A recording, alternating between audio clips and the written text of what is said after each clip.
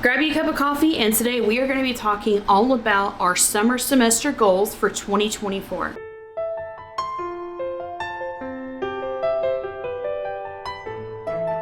Hey everyone, thank you for joining us today for this hopefully fairly short video just talking about summer school goals for us for 2024. 2024 summer semester was already planned at the beginning of last school year, or actually middle of last school year.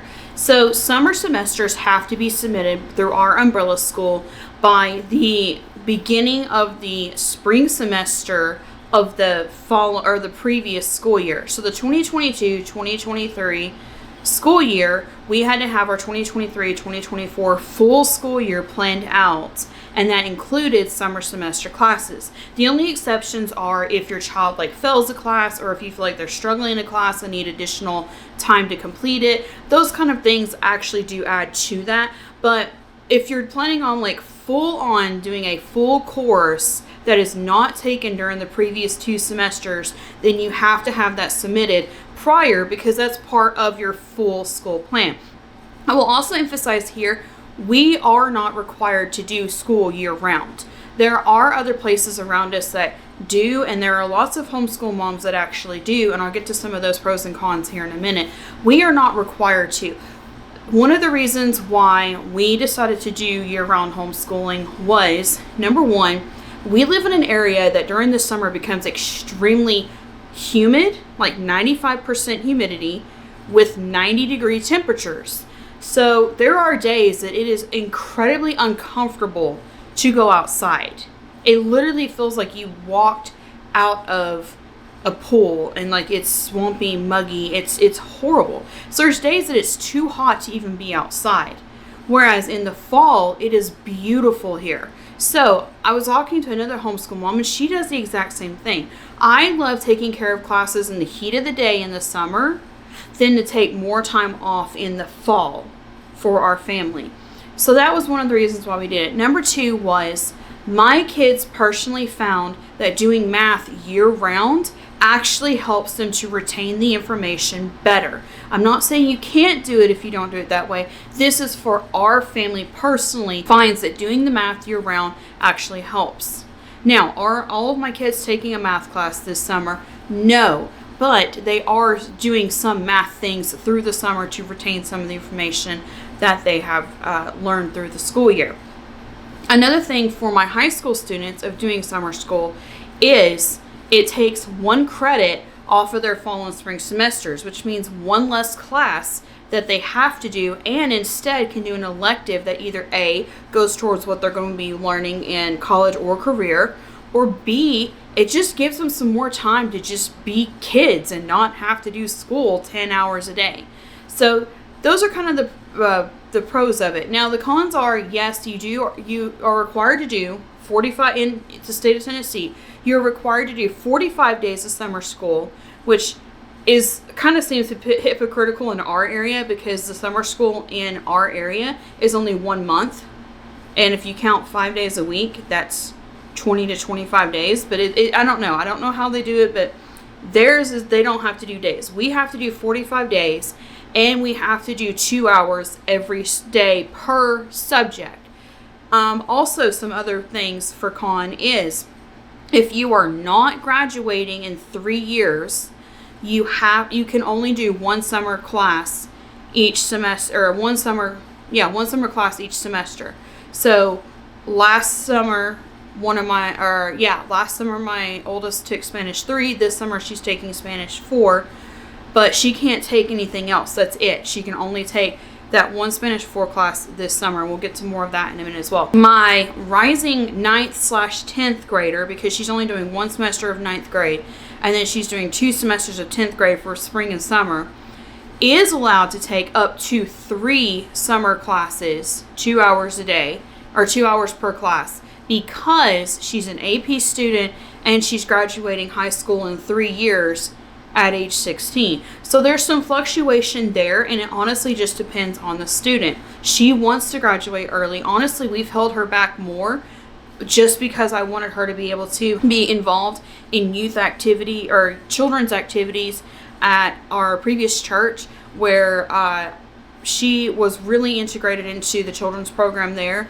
with the former children's pastor that was there, and she was thriving under that environment. So we held her back just for that. But then once she aged out of 5th grade, then she skipped 6th grade. Now she's going to skip half of 9th grade. She skipped kindergarten. So we held her back a little bit, and I don't want to really hold her back anymore. So if she wants to graduate at 16, she can in the state of Tennessee. So she can take up to 3, but not this semester, because since technically the summer semester is part of the grade that you are just finishing, 8th graders cannot take summer semester credit for high school. But she also did just finish Algebra 1 high school credit in 8th grade. So it's kind of a checks and balance thing. Like I said, though, for our family personally, I love summer semester because it's a time to hyper-fixate on one class. You only have to do one class, 2 hours a day, and then you're done. You have the rest of your day to enjoy. One of my favorite things to do, not today, as you can kind of see, I have a lot of artificial light today. It's stormy today. So today we're going to have mostly an indoor day. But like on outdoor days, we could go out in the early morning and we can do gardening and do like little projects. Then during the heat of the day, we come in and can do 2 hours of school. They can have snacks while they do it. They can listen to music if they want to. But they can focus on those classes during the heat of the day when it's too uncomfortable to really be outside.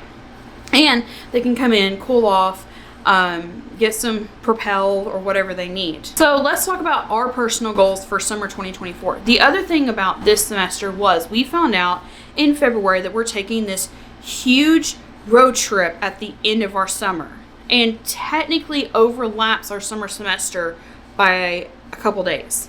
So one of our things is this summer, it's super easy for us to motivate the kids because we have to be done by a certain date with the written book work, or the digital, because they're both taking digital classes, or 2 of them are taking digital classes.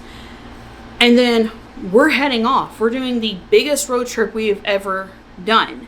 I literally would compare it to our Disney trip because it's that much like moving parts and cultural experiences and things that we're going to be doing on this road trip. So the other part of our perspective of this was we have to do these classes, but then once we finish these classes, we're leaving immediately. So the other thing was definitely 2 hours a day, because there's stuff that we're counting down weeks and days now before we leave of things that have to be done before we can go. So it's kind of like a lot of just moving, constant. Yeah. So here's basically what we're doing each day though. One of my students is taking Algebra 2. And the reason she went ahead and took Algebra 2 this summer is because her and the other one who's graduating next year wanted to take statistics together. And statistics is a new option, or newer. It's new to me, but it may not be to other people. A new option for instead of pre-calculus. So in the state of Tennessee, you are required to take math every year. Doesn't really specify what. It's just math every year. So if you take Algebra 1, Geometry, Algebra 2, then you're still going to need that 4th math.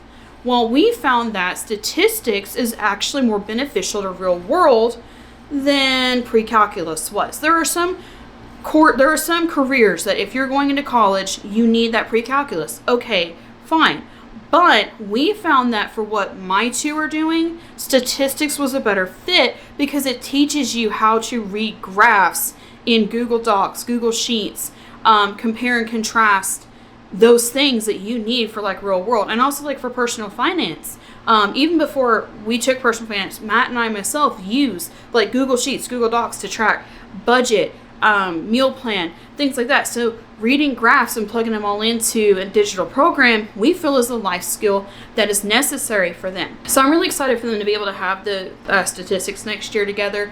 Honestly, yeah, it does kind of help me a lot, but I also find that when they feed off of each other, like if one's struggling in one area and then one's struggling in another area, they can talk and communicate, and they actually seem to learn more when they're helping each other than when they're just taking the course on their own. So that's just kind of where we are with that. So she's, and then the other one who just finished Algebra 2 is kind of helping this one who's starting Algebra 2. And there's some things in Algebra 2 that like it wasn't covered in Algebra 1. So it's kind of like a learning process for both of them, and they're both working together and collaborating together.